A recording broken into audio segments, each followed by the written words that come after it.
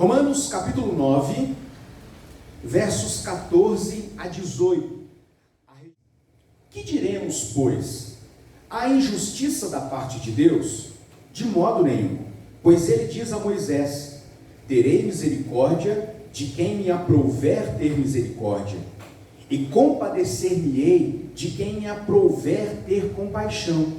Assim, pois não depende de quem quer ou de quem corre, mas de usar Deus a sua misericórdia.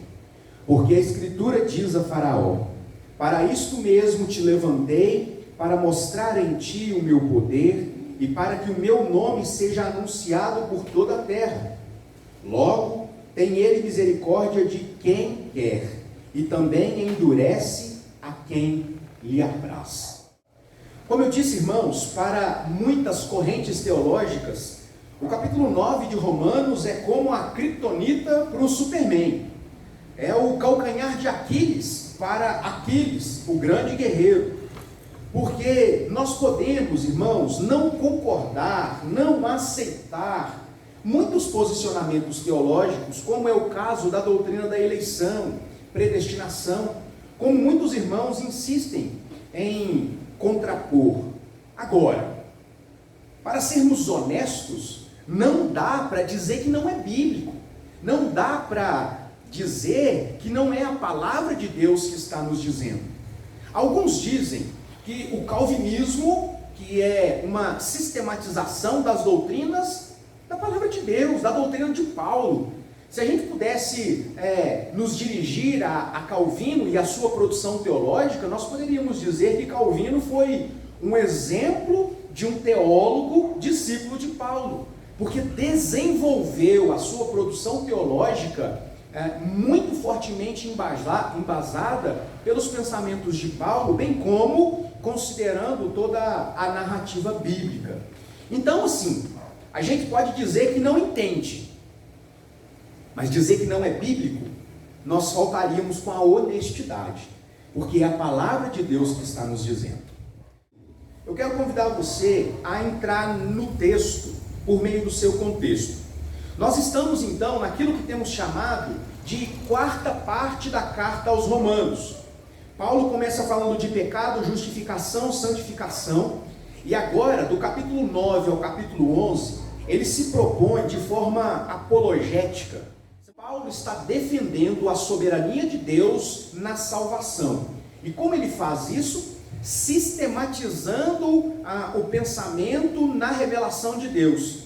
E ele se utiliza do Antigo Testamento para mostrar aos crentes de Roma, no nosso contexto, como Deus sempre se revelou da mesma forma.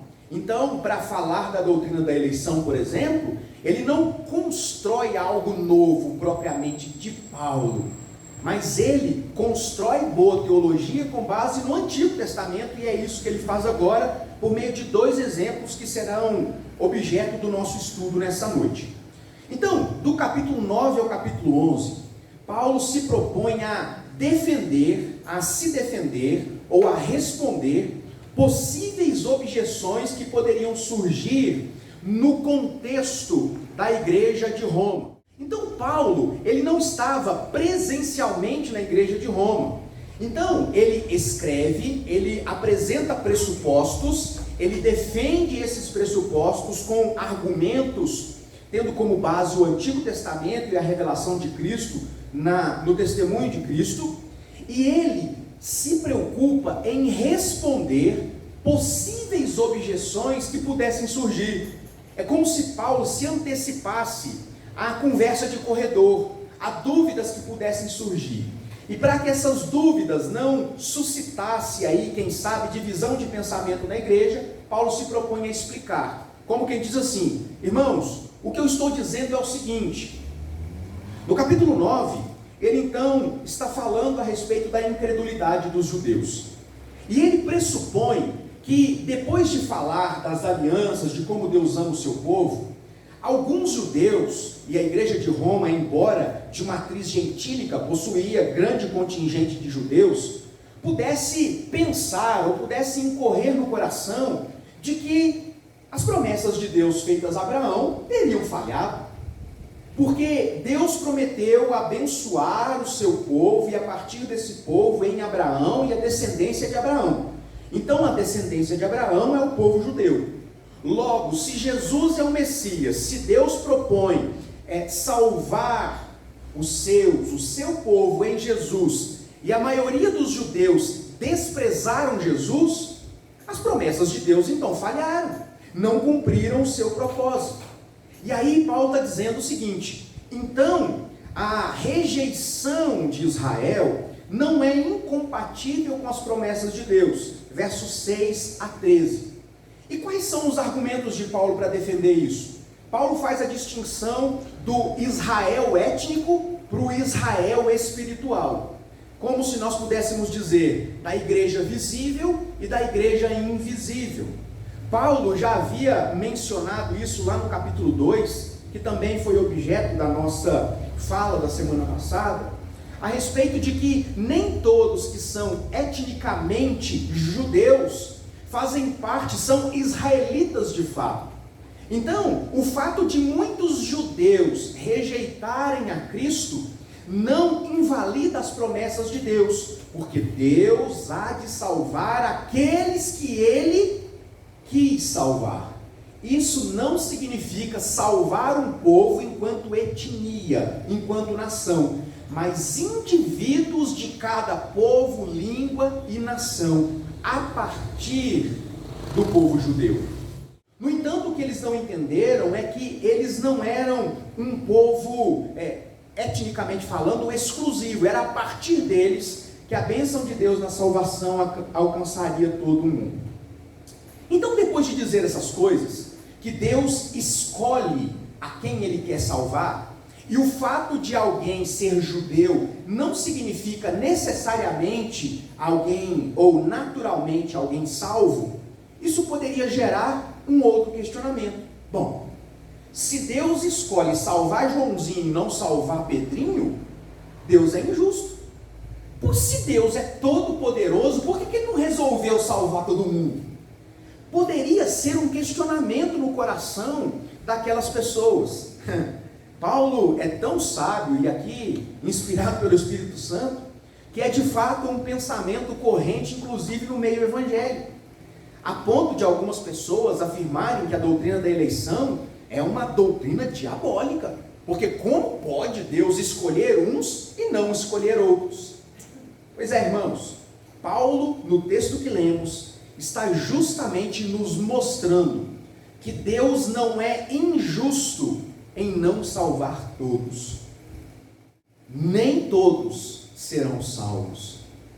Deus salvará a todos que Ele decidiu salvar.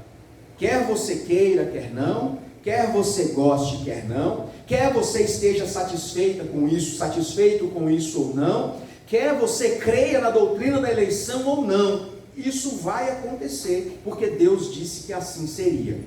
E aí, de forma muito estratégica, Paulo, ao invés de tecer novos argumentos, ele evoca o Antigo Testamento para mostrar como a soberania de Deus esteve sempre presente, e isso não invalidava as promessas, mas comprovava as promessas de Deus. E é exatamente isso que ele faz, citando dois exemplos muito específicos contidos lá no Êxodo.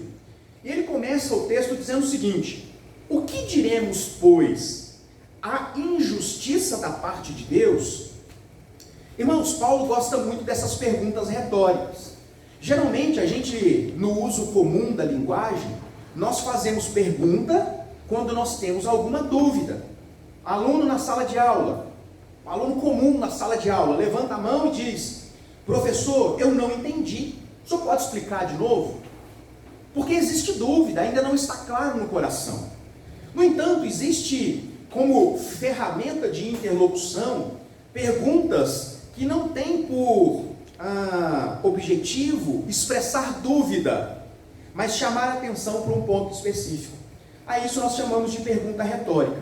Paulo não tem dúvidas quanto à justiça de Deus na eleição, mas ele antecipa uma dúvida para provocar este pensamento no coração das pessoas. E ele então levanta a bola. para depois ele próprio chutar para dentro do gol. Deus é injusto por escolher uns e não escolher outros? Deus então seria injusto por ter escolhido parte de Israel, por ter escolhido os gentios? Paulo não cita aqui, irmãos, mas se a gente olhar no Antigo Testamento, Deus já salvava gentios.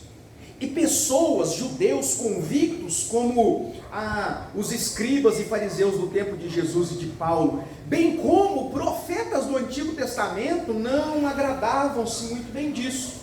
Jonas que o diga. Deus manda Jonas pregar a uma cidade impenitente, uma cidade idólatra, uma cidade afastada de Deus, uma cidade composta por gentios. E Jonas se rejeita, ele rejeita a vontade de Deus e diz: eu não vou não, esse é um povo gentio, eles não são merecedores da salvação. E Deus fala: vai não? Vai sim. Jonas tenta fugir da presença de Deus, tenta fugir descumprindo a ordem de Deus. Mas como nós temos visto, entre a vontade do homem e a vontade de Deus, qual prevalece? A vontade de Deus, porque apenas Deus é integralmente soberano. Nós temos livre poder de agir, livre agência, é o termo que nós usamos na teologia. E livre agência não significa livre arbítrio, porque o nosso poder de decisão está contaminado pela natureza pecaminosa que está em nós. Então Jonas quis afastar-se diante de Deus. Deus vai lá e diz: é a minha vontade que vai se cumprir. Existe um autor chamado Arthur Olliott. Eu tive o privilégio de ouvi-lo presencialmente por alguns dias no ano de 2019, na Fiel de 2019, em Águas de Lindóia. E há muito tempo atrás, Dr. Olliott, ele escreveu um livro, um livreto na verdade, assim, pequenininho assim, de poucas páginas, intitulado mais ou menos assim. Eu tenho lá, se depois alguém quiser ler, interessante.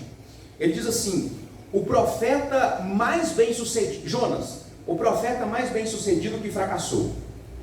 Pode ser que não seja exatamente esses termos, mas a ideia é essa. Por que mais bem sucedido? Por que, irmãos? O que aconteceu com Nínive? Todos se arrependeram, em pano de saco, clamaram pela misericórdia de Deus. Se isso não fosse bem sucedido, o que vai ser? Nós pregamos para um público de 100 e poucas pessoas, 20 se lembram do que nós pregamos a semana que vem. 100% das pessoas. Você acha que 20 é muito, Gabriel? Eu falei na semana que vem? Não, não tem irmão Montiná, não. Muito obrigado, Gabriel. Na semana passada, os irmãos sabem que eu vou pregar na semana que vem? A Fernanda já sabe. É verdade. Na semana passada, eu tenho para mim que se eu perguntar aqui, os irmãos vagamente vão se lembrar da imagem que tinha ali. E isso não me desanima, porque eu creio que naquele dia Deus alimentou o coração. Mas no caso de Jonas, 100% das pessoas entenderam, foram tocadas, e o Espírito Santo de Deus, que agia desde sempre, tocou no coração daquelas pessoas, chamando-as ao arrependimento. Então, meus irmãos, Paulo ele não está com dúvida quanto à justiça de Deus.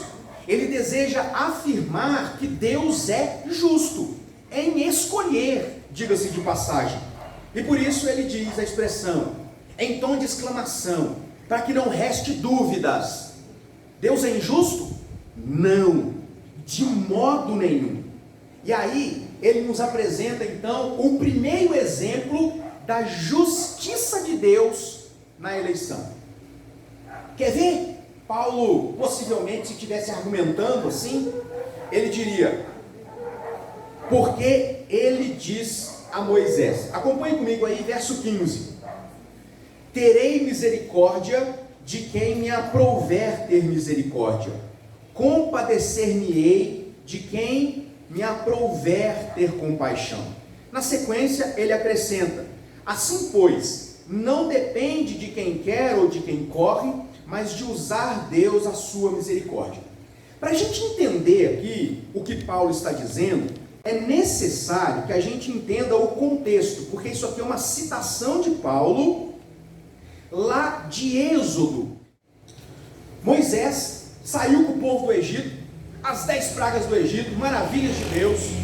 Deus mostrando que, embora o faraó dissesse não, Deus disse sim, então o povo saiu. Aí o povo então encontra-se fora do Egito e Moisés sobe no Monte Sinai. E ali o monte é revolvido da presença de Deus, trovões, relâmpagos, nuvens, uma luz forte que brilhava, tanto que Moisés desce de lá com o rosto resplandecente. O povo teve medo dele, porque a presença da glória de Deus era muito forte. Então o que acontece é o seguinte: Moisés sobe para lá, para ter ali um tempo a sós com Deus, e Deus fala com Moisés, Deus entrega a lei a Moisés, o decálogo, o código moral de Deus que deveria reger os pensamentos e as atitudes do povo, para mostrar que o povo precisava de salvação. Só que essa conversa de Deus com Moisés durou quanto tempo? 40 dias e 40 noites. E o povo ficou lá, no lado de baixo. E eles estavam ali esperando Moisés voltar. E o que aconteceu com o povo que tinha acabado de ver a manifestação da glória de Deus? Deus está demorando. Oxe, é um mineiro lá no meio dos judeus. Moisés está demorando demais. Pode ser que ele tenha até morrido lá.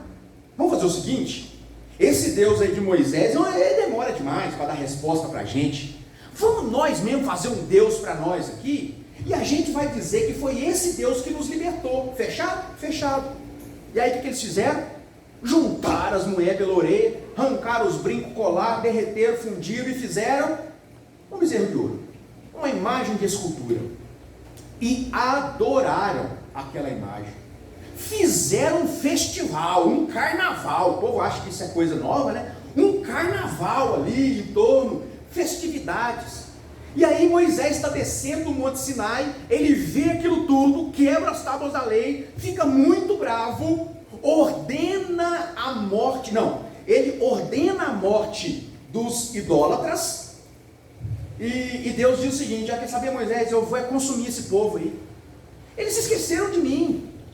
E Moisés então intercede pelo povo: ô Senhor, faz isso não, saíram os idólatras, tem misericórdia de nós, Senhor. E aí Deus então concede que o povo não seja exterminado. Aí Moisés ganha confiança, né? E Moisés falou: Senhor, então é o seguinte, dá para o Senhor acompanhar a gente? Deus disse: eu vou mandar um anjo. Aí Deus disse: Moisés falou assim: anjo? Tá bom, né? Tá bom, mas não dá para o Senhor ir? Deus: então eu achei graça em você, Moisés, eu estarei com vocês.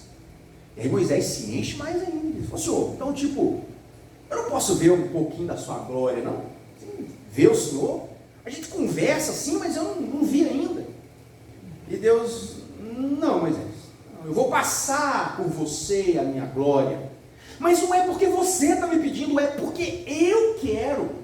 Eu não vou salvar, eu não vou permitir que Israel continue essa jornada, porque você está intercedendo, mas porque eu decidi salvar esse povo. E é nesse contexto que Deus então diz para Moisés, e Paulo muito sabiamente utiliza-se desse texto, dessa passagem, para provar a misericórdia de Deus para com o povo. E ele diz: terei misericórdia de quem me aprouver ter misericórdia, terei compaixão de quem eu quiser ter compaixão. Sabe o que Paulo quer dizer com isso, irmãos? Que não importa o que nós façamos, não importam os nossos esforços para salvar a nós mesmos. Aqueles que são salvos pela manifestação da compaixão de Deus, da misericórdia de Deus, e não da vontade humana. Deus salva a quem Ele quer salvar. Deus tem misericórdia de quem Ele quer ter misericórdia. É interessante que talvez você pudesse ouvir esse texto e pensar: puxa vida, mas isso não é ser justo. Não, eu quero pedir explicações para Deus. Teve um homem que tentou fazer isso. Um homem que era reto segundo o próprio Deus, homem cheio da presença de Deus, que fazia o bem, chamado Jó. Jó era um homem íntegro, reto, temente a Deus, que se desviava do mal. Jó pedia perdão pelos seus pecados, pelo pecado de cada um dos seus filhos, obedecia a Deus, foi digno de registro, mas caiu em grande desgraça. Ele perdeu tudo que ele tinha na vida. E num dado momento da jornada de transformação de Jó, ele questiona Deus. Ele diz: "Ô Senhor, mas não é compatível. Eu sempre fiz tudo para agradar o Senhor e estou colhendo toda essa desgraça na minha vida." E aí, ao tentar contender com Deus, Deus diz o seguinte para Jó: "Ô Jó, quem que você acha que você é? Com quem que você..." Eu estou parafraseando, né, irmãos? "Com quem que você acha que está falando, Jó? Onde você estava quando fundei os pilares do mundo? Ou seja, quem manda nisso tudo aqui sou eu," Deus dizendo. E é exatamente o que a gente vê aqui em Romanos 9. Paulo dizendo que Deus exerce misericórdia a quem Ele quer. Deus decidiu. E aí a pergunta que não quer calar: por que Deus decidiu uns e não outros? Só quer saber, dona Maria? Quer saber, ué? Carminha, quer saber? Eu também quero. Sou doido para saber. Por que eu? Porque eu estou olhando para mim, estou tentando buscar justiça em mim. Rapaz, eu conheço gente que faz muito mais pela sociedade do que eu faço. Eu conheço gente que inspira outras pessoas a fazer o bem muito mais do que eu inspiro. Mas por que Deus quebrantou o meu coração e não o coração destas pessoas? Eu não sei. E sabe por que eu não sei? Porque a Bíblia não detalha estas questões pormenorizadas de Deus. Dr. Eber, ele diz que existem questões que Deus guardou em si mesmo. Mistérios de Deus que nós não sabemos. Nós poderíamos dizer uma série de outras coisas, mas seriam inferências pouco embasadas que beirariam a heresia. Então, irmãos, nós precisamos nos contentar com aquilo que a Bíblia revela. A Bíblia diz, nós estudamos, afirmamos com convicção. Ela não diz, nós nos calamos. Eu sei que Deus me escolheu, eu sei que não é porque eu sou bom, eu não sei que foi por méritos, mas não sei exatamente porque eu e não outro, não sei. E diante desse impasse, tudo que me resta é dizer: obrigado porque fui eu. Porque vai dizer que você preferia que fosse fulano, ciclano e beltrano? Talvez você dissesse que sim. Mas, se você considerar o significado de condenação eterna, você com certeza voltasse atrás desse posicionamento.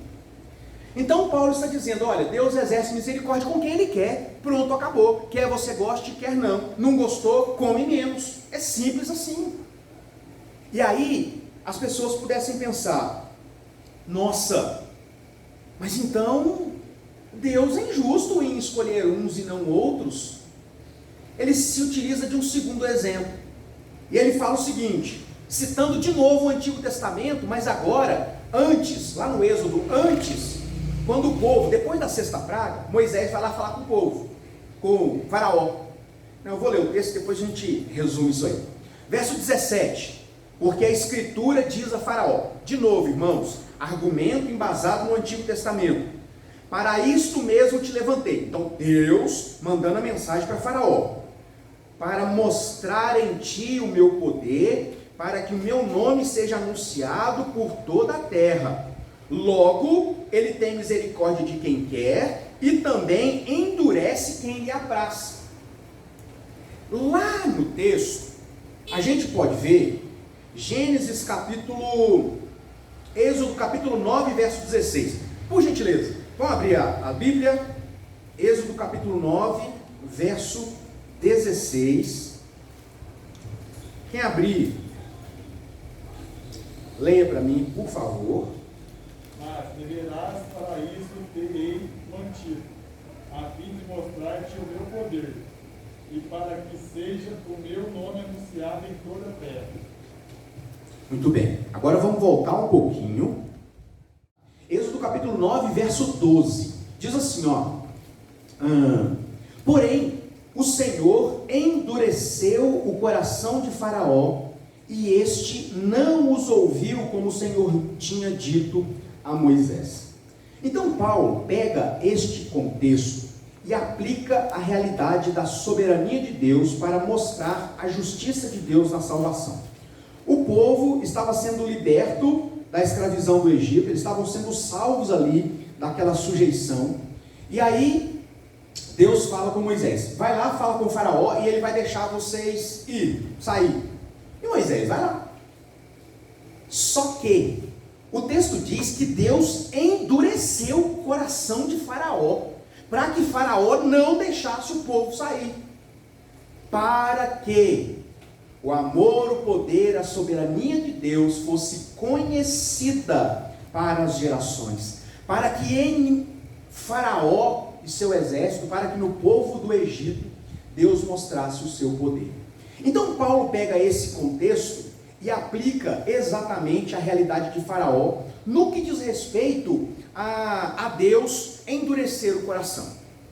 Vamos lá, a palavra de Deus é anunciada, nós somos atraídos à presença de Deus, cremos, somos salvos, né? Deus nos chama em santa vocação, e nós cremos, os eleitos creem. Mas aí, o texto está dizendo que Deus endurece o coração das pessoas. E aí é que vem uma outra questão. Mas aí então Deus escolhe os que Ele quer salvar, e Ele impossibilita aqueles que Ele não quer salvar, endurecendo o coração, não é isso? Esse é o pensamento corrente. E aí nós precisamos voltar lá em Êxodo e entender que, embora existam citações, 3 ou 4, falando do fato de Deus endurecer o coração de Faraó, nós veremos também, ao longo da interlocução de Moisés com Faraó, que o próprio Faraó endureceu o seu coração. Depois de ter o seu coração duro, Deus endurece mais ainda o coração de Faraó. O que Paulo quer dizer com esta passagem no que se refere à salvação? Qual o sentido de Deus endurecer o coração das pessoas para que elas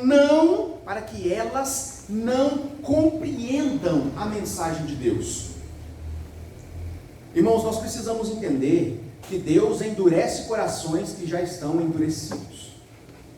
Quando a palavra de Deus faz menção de Deus endurecer o coração para que eles não creiam, e na semana que vem a gente vai falar, né, dos vasos para a honra e vasos para a desonra. Quando a Bíblia faz menção disso, nós estamos falando a respeito do fato de Deus privar aqueles que estavam com o coração já endurecidos de conhecerem o Evangelho. Deus priva eles da graça salvadora. Deus os deixa como eles estão. Quer um exemplo disso? Paulo já tratou desse assunto. Volta um pouquinho aí, capítulo 1 de Romanos, capítulo 24, verso 24 em diante, Paulo diz assim, por isso, ele está falando da idolatria e da depravação do ser humano.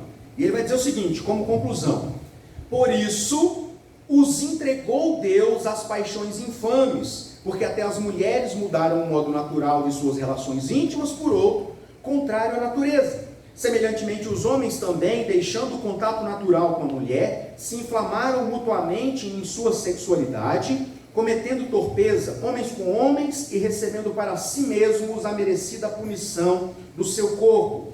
Então Deus os entregou à sua imundícia.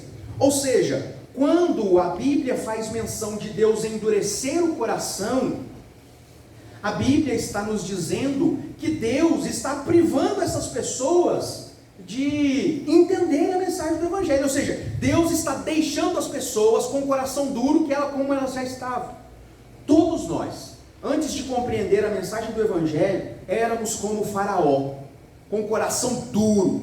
É por isso que o profeta Ezequiel vai dizer que Deus vai tirar o coração de pedra e dar um coração de carne. Deus endurecer o coração de alguém é Deus não tirar o coração de pedra. Isso não significa que Deus vai deixar o coração mais duro do que já era. O endurecer do coração de Deus não significa tornar o coração mais duro. É deixar duro como estava. É deixar perdido como já estava. Então pense comigo. Muitas vezes nós temos dificuldade de entender a justiça de Deus na eleição, porque nós achamos que quem está nos mandando para o inferno, as pessoas acham, é Deus. Porque se Deus escolhe uns e não outros, Deus está mandando os outros para o inferno. Mas não é essa a realidade. Não é esse o pressuposto verdadeiro. Porque pense comigo, a Bíblia diz que todos pecaram. Todos estão destituídos da graça de Deus. Todos. Então, todos nós estamos com o coração endurecido. Neste contexto, Deus resolve. Por quê? Porque esses alguns são bons? Não, Ele resolve salvar alguns destes que já estavam perdidos.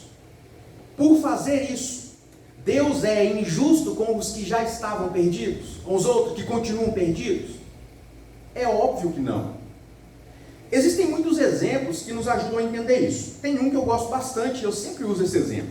Imagine comigo que todos nós somos órfãos. Nós não temos pai. Estamos desamparados, sem esperança, fadados a crescer sem o cuidado de um pai, que nos ensine, que nos proteja, que nos aponte o caminho.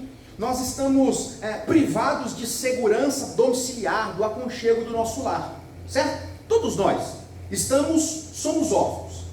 Mas um certo indivíduo com a sua esposa resolveu ir no orfanato que todos nós moramos, e ele chegou lá nesse orfanato onde estava todo mundo perdido, olhou para todo mundo e disse o seguinte: eu vou salvar o Mateus, o Azaf e o Otávio, só. Eu vou adotar Mateus, Azaf e o Otávio. E Deus os dá enquanto dorme, né? Então quando eles dormem, Deus está abençoando. Então Deus vai, que se eu falar com os que estão acordados, eu penso, nossa, eu sou bom mesmo, hein? Estou em alta conta com o pastor. Deus vai salvar só esses três. Nós tudo aqui vamos continuar no orfanato. E aí, esse casal leva esses três para a casa dele, sustenta, dá proteção, coloca na identidade deles o seu nome, dá para eles o direito de herdar a herança desse casal, certo? E nós continuamos no orfanato. Pergunto, esse casal foi injusto conosco por não adotar todo mundo? Não, ele adota quem ele quer, ué. Ele dá os bens dele para quem ele quer, ele não é obrigado a adotar todo mundo, porque estava todo mundo aqui, sem ele nem beira. É exatamente isso que acontece em Deus escolher alguns para salvar. Deus não está mandando ninguém para o inferno, nós vamos, as pessoas vão para o inferno por causa dos seus próprios pecados, da natureza pecaminosa, da dureza do seu coração. Deus não endurece mais, Deus priva essas pessoas da sua graça, porque Deus as entregou às suas próprias paixões. Dentro da teologia, nós chamamos isso de Deus escolher alguns e preterir outras, ou seja, Deus deixa os outros perdidos como já estavam. Isso não faz de Deus um Deus injusto, mas um Deus justo, porque não havia nestes que foram salvos motivos naturais para que Deus escolhesse estes e não aqueles. O fato de Deus salvar alguns, como o casal adotar alguns, não faz dele injusto para com os demais. Porque nós estamos no orfanato, ou nós deixamos de receber uma herança, de ter o nome desse pai, por outros motivos, não por esse pai ter escolhido adotar só os três. Então, é sobre isso que Paulo está dizendo aqui, irmãos. E ele conclui o texto dizendo o seguinte: Logo, ou seja, concluindo, ele tem misericórdia de quem quer e também deixa as pessoas perdidas, ou seja, endurece o coração de quem lhe apraz. Os que não são salvos, e muitos não serão salvos, não deixarão ou deixarão de ir para o céu porque Deus é ruim, mas porque teve o coração duro, não sensível à palavra de Deus. Eles já estavam perdidos. Em pecado nasci, em pecado me concebeu minha mãe. Nós nascemos em pecado, ou seja, nascemos condenados ao inferno. E nessa multidão de pessoas perdidas, de batatas podres dentro de um saco, Deus vai lá e diz: esse. E o resto que estava podre? Continua podre, já estava podre. Não fui eu que apodreci. Não foi Deus que se afastou da sua criatura, mas o homem que se afastou de Deus. E Paulo então apresenta estes dois argumentos apontando para o Êxodo, como Deus exerce a sua soberania no ato da eleição e como isso não invalida a justiça de Deus.